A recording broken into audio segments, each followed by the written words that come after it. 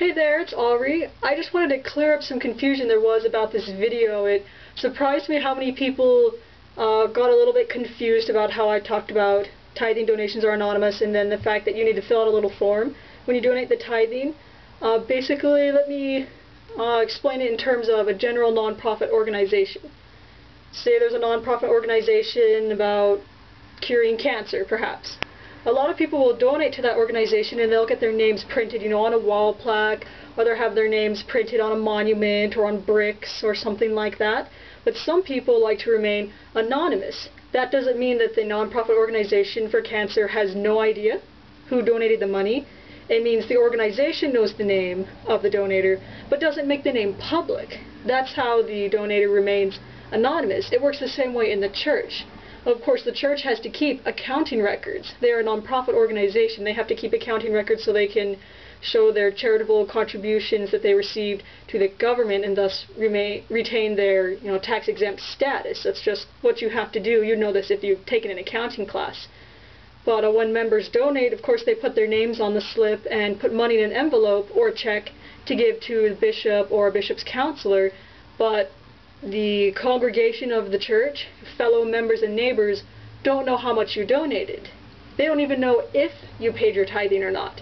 That's what makes it anonymous. It's the exact same concept as any other nonprofit organization that has anonymous donors.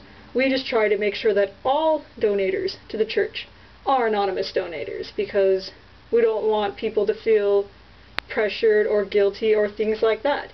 We hope that everybody pays 10%, but since the church itself doesn't know what an individual member's salary is, the church really can't know definitively if the individual is paying 10% of their income or if they're just making a charitable donation of X amount.